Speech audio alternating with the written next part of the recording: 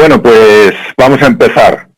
Tener en cuenta que muchas veces cuando se habla de cambiar conductas, todos llegamos a la conclusión de que cambiar una conducta no es fácil porque se ha generado muchas veces un hábito.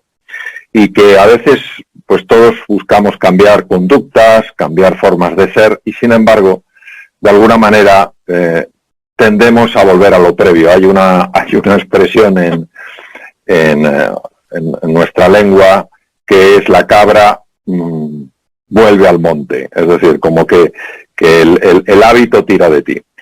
Hay una forma para reducir esta tendencia, estas conductas, estos hábitos que muchas veces no nos gustan, y tiene que ver con la forma en la que vemos las cosas. Inevitablemente todos, de alguna manera, respondemos o reaccionamos de acuerdo a lo que estamos viendo. Es decir, si yo veo un incendio, lógicamente intentaré o apagarlo o salir corriendo de allí.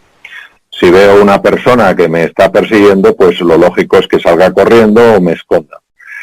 Lo que es lo que está sucediendo en el mundo físico. Y cuando nosotros nos resistimos a lo que es, pasan muchas cosas, tanto a nivel mental como a nivel físico y a nivel anímico. Cosas de las que muchas veces no somos conscientes, porque, repito, los sesgos son por su naturaleza inconscientes, y que, sin embargo, nosotros lo notamos por los resultados que obtenemos. Cuando nosotros cambiamos ciertos esquemas mentales, sobre todo si tienen la capacidad de tener un lenguaje que llegue a la profundidad del ser humano, es decir, un lenguaje que más que literal sea metafórico, incluso poético, podemos tocar estratos bastante profundos del inconsciente. Cuando utilizamos imágenes, cuando percibimos sensaciones, aunque sea a través de la imaginación, eso sabemos que tiene la capacidad de reestructurar temas incluso a nivel físico en el cerebro. Por eso la ilusión que hoy tenemos desde el Centro de Salud, en Bienestar y Felicidad del IE, la ilusión que tenemos es serviros bien en un campo que es escurridizo, en un campo que es sutil y sin embargo que tiene tantas implicaciones en nuestra vida. Entonces, lo primero que os tengo que pedir realmente es un favor, que es que abráis la mente a una nueva perspectiva. No cabe duda que es muy difícil ver la Tierra desde la misma Tierra. No hay manera de ver la Tierra desde la misma Tierra. Es absurdo. Sin embargo, tú sí puedes ver la Tierra, el planeta Tierra, desde la Luna o desde la atmósfera. Lo que vamos a hacer nosotros es salirnos del modo en el que opera tradicionalmente la mente humana, salirnos de lo que se llama la caja, es el thinking out of the box, para observar procesos que están teniendo lugar en la mente, procesos que están teniendo lugar en esa caja y de los cuales no somos conscientes. ¿Por qué es tan importante la perspectiva? Porque desde donde tú miras está afectando directamente a lo que eres capaz de ver. Yo, para poder ver la Tierra, necesito alejarme de la Tierra. Para poder ver y entender mis procesos mentales, tengo que tomar distancia, tengo que tomar perspectiva. Esto es muy fácil de decir y no es nada fácil de hacer, porque estamos tan anclados a nuestro punto de vista, a nuestra perspectiva, que abrirnos a otro punto de vista nos da hasta vértigo.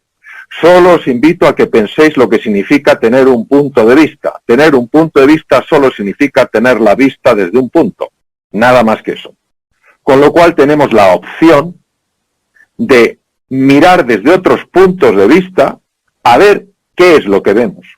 Y mirar como mira un científico, con curiosidad, sin tenerse que creer nada, sin tener que comprar nada, solamente con la curiosidad de decir, oye, a lo mejor, tal vez, quizás, yo pueda encontrar algo, yo pueda ver algo que me ayude en mi vida a hacer frente con más potencia, con más entusiasmo y con más confianza a los desafíos a los que me enfrento.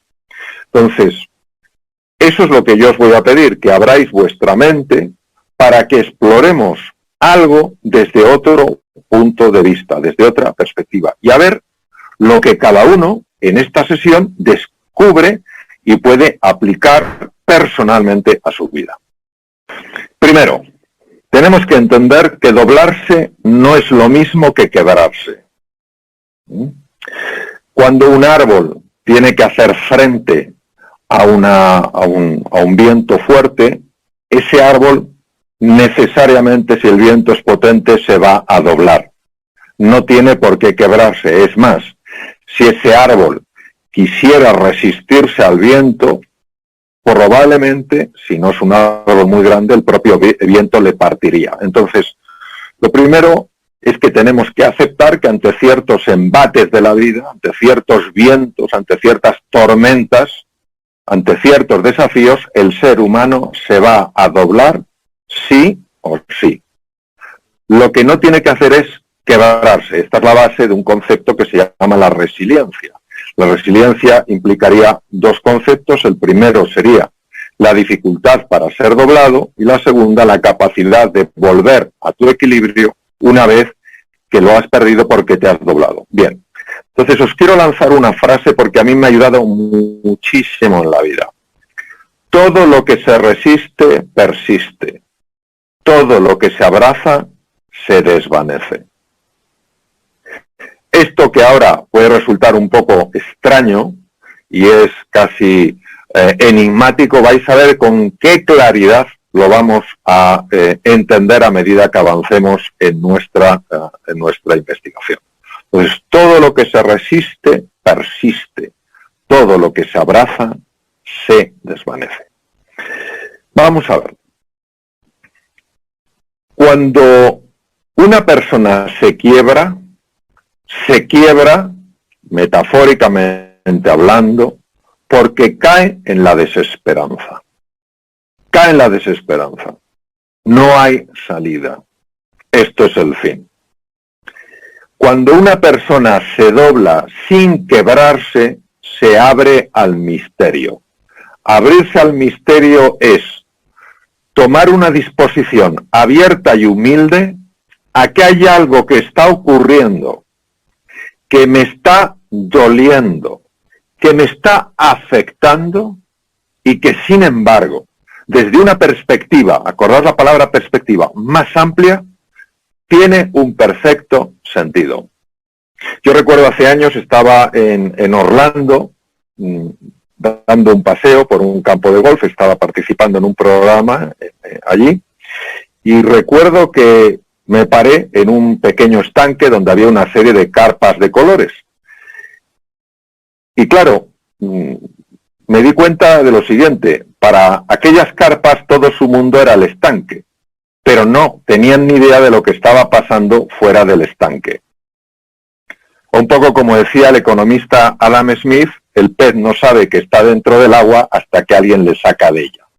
Entonces nosotros ahora lo que nos abrimos humildemente, como decía el gran Sócrates, nos abrimos humildemente a que no sabemos por qué esto aparece en nuestra vida, no sabemos por qué este dolor, esta enfermedad, esta preocupación, esta inquietud aparece en nuestra vida, pero que si fuéramos capaces de mirar las cosas desde otra perspectiva, a lo mejor, tal vez, quizás, encontraríamos un sentido a lo que ahora para nosotros es un sin sentido. ¿Por qué es importante esto? Porque cuando uno se abre al misterio, no cae en la desesperanza. Mientras que cuando uno cae en la desesperanza, se hunde absolutamente en la oscuridad. Y vais a ver esto, las enormes repercusiones que tiene incluso a nivel fisiológico, a nivel del cuerpo, cosas que ni se nos habrían pasado por la cabeza hace un tiempo. Mirad, cuando yo hablo de la aceptación, que hablo en bastantes ocasiones, tengo que matizar mucho desde el punto de vista del lenguaje, porque cuando hablamos de realidades complejas, de realidades sutiles, el lenguaje a veces se nos queda corto si no somos capaces de hacer distinciones muy precisas. Aquí hay que ser un poco quirúrgico, un poquito cirujano. Bien. La resignación no tiene nada que ver con la aceptación, solo parece superficialmente que es lo mismo, pero por dentro no es lo mismo. La resignación es una forma de resistencia velada, es una forma de resistencia callada. No da la sensación de que te rebeles externamente contra lo que te esté pasando, no da la sensación de que estés enfadado, de que estés enfadada, de que estés fuera de ti, pero por dentro sí es así. Por dentro estás enfadado, por dentro estás rebelde, por dentro estás resistiéndote a lo que es. Por eso la resignación es una forma de resistencia en la que uno se siente una víctima a merced de unas circunstancias sobre las que no puede influir. Y ya os digo una cosa de corazón. Cuando os habléis de una manera tal que sintáis ante esa conversación que tenéis con vosotros impotencia y desesperanza, cortar inmediatamente esa conversación. No trae nada bueno.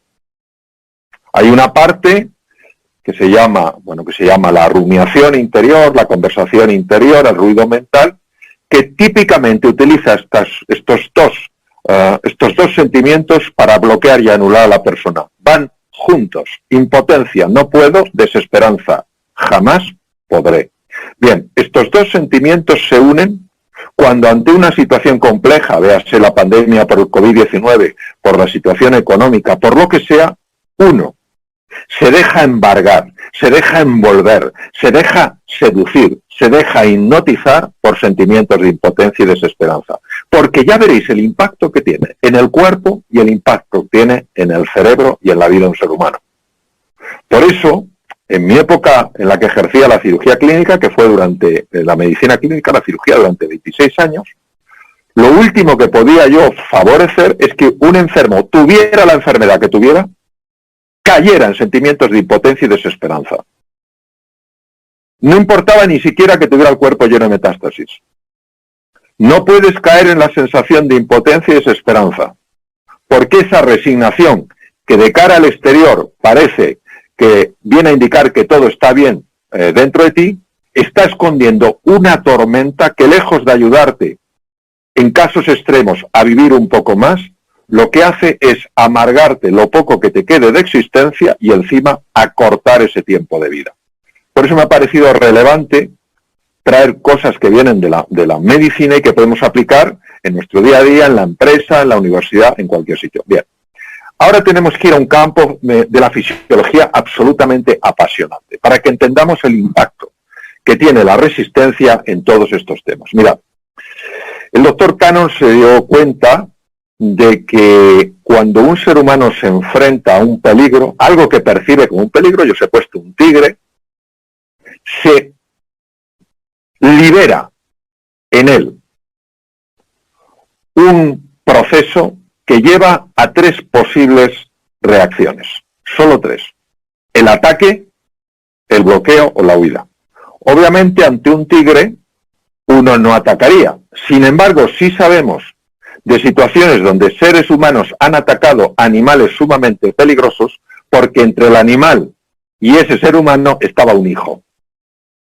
Y en ese momento, cuando tú tienes un ser tan querido en peligro, sale de ti el héroe y la heroína y te vas contra lo que te tengas que ir, aunque sea un oso, aunque sea un león, que son los casos que conocemos. Bien, estas tres reacciones son muy útiles ante peligros físicos, tremendamente útiles, porque si corres, no corres como un ser humano normal, corres como un galgo. Si te bloqueas, y yo he tenido esa experiencia de bloqueo en una selva, en la selva del Amazonas, ante un jaguar, tu bloqueo no es un bloqueo de quedarte quietecito por si no me ha visto. Tu bloqueo es de tal nivel que parece que eres un árbol. Y al propio animal le puede desconcertar algo que se ha convertido en un elemento inerte. Y salvo que sea curioso, tenga hambre, etcétera, etcétera, puede evitar, como fue mi caso, pues en esta situación, sencillamente, que yo hubiera muerto. Bien. Y la tercera, obviamente, es atacar, y cuando tú atacas, y conocemos personas que han atacado, como os digo, en estas situaciones, tú no atacas con una fuerza normal. Tú de un puñetazo puedes reventar una puerta. Es cierto que te rompes todos los huesos de la mano, pero lo que es cierto es que la puerta te la llevas por delante. Bien.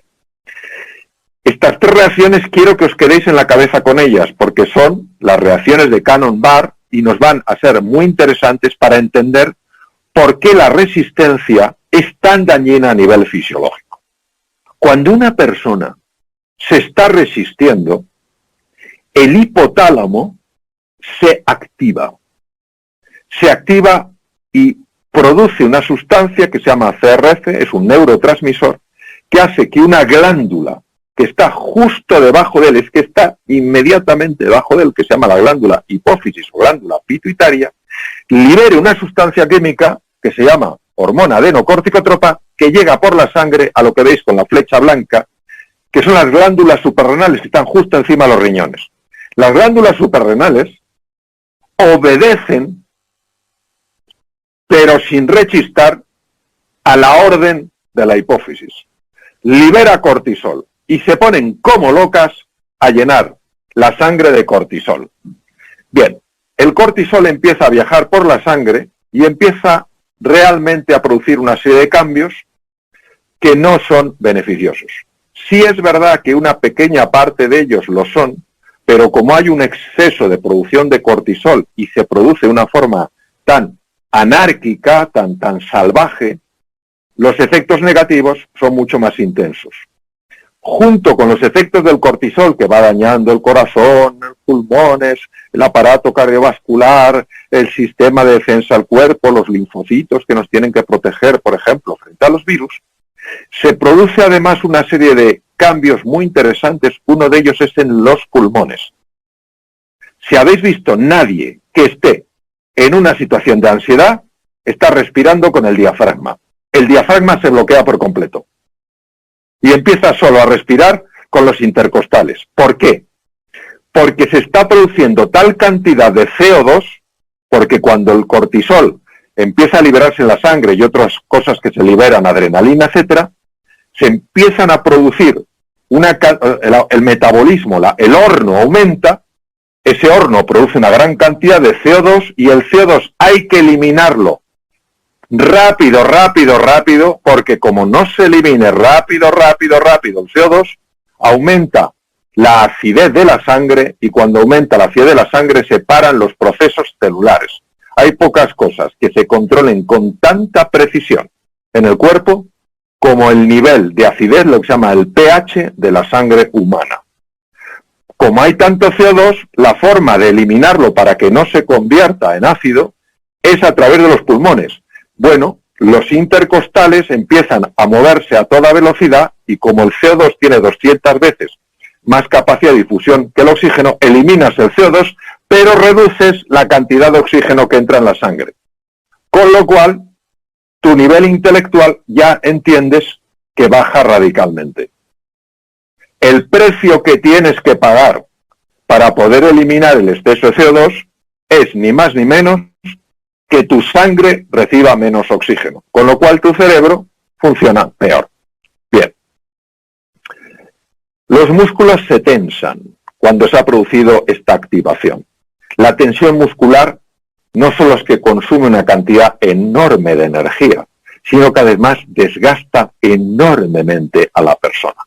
Produce dolores de todo tipo, dolores de cabeza, dolores de columna, etcétera, etcétera. Bien, pues ya sabemos un poco, si resumimos, ante una amenaza, el ser humano activa ataque, huida o bloqueo.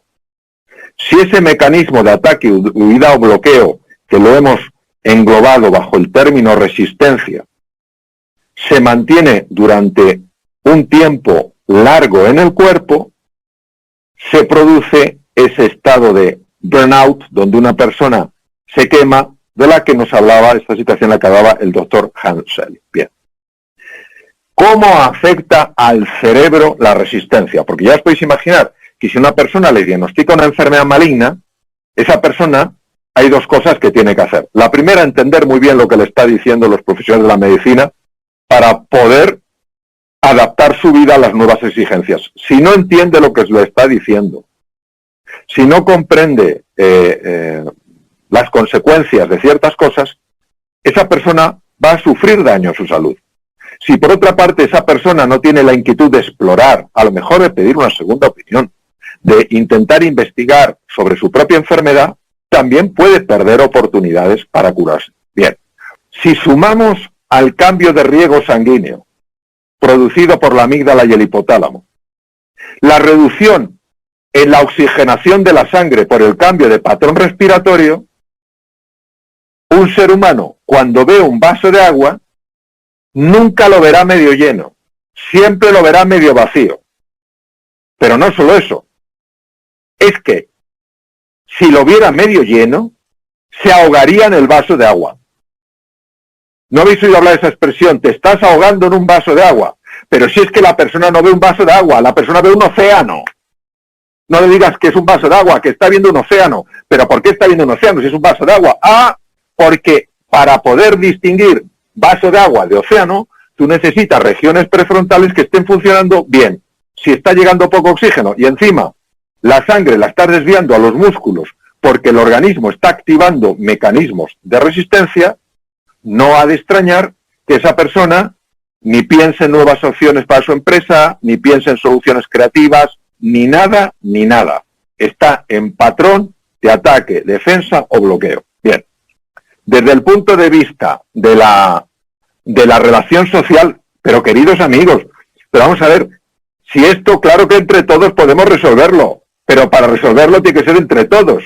Una persona que se siente amenazada y que activa el hipotálamo, la amígdala, y empieza a generar todos estos procesos, lo último que quiere es la interacción social. Se aísla, cae presa de la ansiedad, de la ira, de la depresión, y ¿cómo va a comprometerse en un futuro compartido si se siente amenazada? Entonces, fijaros qué alucinante cómo todo lo que es la inteligencia social se bloquea desde la resistencia. Por mecanismos sutiles, pero claro, como el cuerpo, la mente y el alma están todos conectados, lo que quiero es mostraros este entretejido, este tapiz, para que veáis desde esta perspectiva la importancia que tiene la aceptación. Bien, lo que tú piensas, esto no lo quiero en mi vida, ¿quién tiene la culpa? Yo no puedo con esto, no hay nada que hacer. Lo que tú piensas afecta a lo que sientes.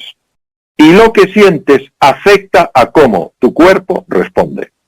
Ahora, ¿qué cosas tenemos que tener muy presentes en este momento de gran desafío? Hay 4 cosas, queridísimos amigos, que tenéis que cuidar, tanto como a vuestra persona más querida, sobre todo en este momento. Primero, vuestra postura corporal. La postura física de vuestro cuerpo. Según Descartes, esto no tendría ningún impacto en tu forma de pensar, pero según la neurociencia moderna, se demuestra que tu postura afecta al tipo de hormonas que van por tu sangre. Y si tú dejas que tu postura se caiga, que tu cuerpo se encoja, que tu voz se haga una voz casi inaudible, que no haya entusiasmo en tu mirada, entusiasmo en tu palabra, entusiasmo en tu movimiento, eso afecta no solo a tu forma de pensar, sino a lo que está sucediendo en tu cuerpo. Se han hecho estudios fascinantes para ver cómo la postura afecta al cuerpo y a la situación hormonal del cuerpo. Y diréis, bueno, ¿y esas 2 cerezas, Mario, qué pintan? La diferencia entre una picota y unas cerezas. La picota no tiene rabito y las cerezas vienen de 2 en 2. Pues la postura es una cereza. Tú cambias la postura y mueves la otra cereza, que es tu forma de pensar y lo que pasa en tu cuerpo. Foco. ¿Qué es el foco? El foco es dónde estás llevando tu atención. Si tú llevas tu atención a lo mal que está todo, a la incertidumbre reinante, a lo peligroso que es este virus, estás moviendo la otra cereza que te genera sensación de desesperanza y sensación de impotencia. Y entonces vuelves a caer en la trampa. Y el lenguaje, las palabras. Cuando tú utilizas palabras, Dios mío, qué problema. Ay, ¿qué vamos a hacer? ¿Qué será de mí? ¿Qué será de ti? ¿Qué será de nosotros? Ay, madre mía. Y todo esto es una cereza. Y estás moviendo la otra cereza, que es la forma en la que opera tu cerebro y tu cuerpo. Y así, al final, realmente es la profecía que se cumple, pero que empezó por un sitio que tú lo podías gobernar. Y luego la imaginación. Vamos a ver, queridos, yo creo que hay pocas facultades que hayan sido peor estudiadas que la imaginación. La imaginación se diferencia de la fantasía porque la imaginación es capaz de crear crea algo nuevo. Entonces, ¿qué ocurre? Que si tu imaginación está creando realidades horribles, las acabas creando, porque tiene este poder brutal que se nos escapa por completo, no nos damos cuenta de lo que es la imaginación. Por eso se utiliza la visualización, y por eso la visualización tiene un impacto tan grande cuando tú la haces. Uno de los máximos expertos en el mundo, que es una persona espectacular, Álvaro Pascual Leone, que es catedrático de neurociencias en los Estados Unidos, ha mostrado cómo personas visualizando cosas cambian circuitos cerebrales. Es el número 1 del mundo en neuroplasticidad. Entonces, ¿qué quiere decir? Que utilicemos la imaginación para crear realidades ilusionantes, no para crear realidades desesperantes. Y un poco lo que decía el gran Cajal. Cajal gana el Premio Nobel de Medicina en 1906, esto era imposible en aquella época, y este hombre lo tenía claro, porque él era un sabio, no solo un increíble investigador, era un sabio. ¿Y qué dijo Cajal? Cajal dijo, todo ser humano puede ser, si se lo propone, escultor de su propio cerebro. Él estaba claramente demostrando que si tú quieres, puedes imaginar eso que quieres. Y si puedes imaginar eso que quieres, acabas creándolo.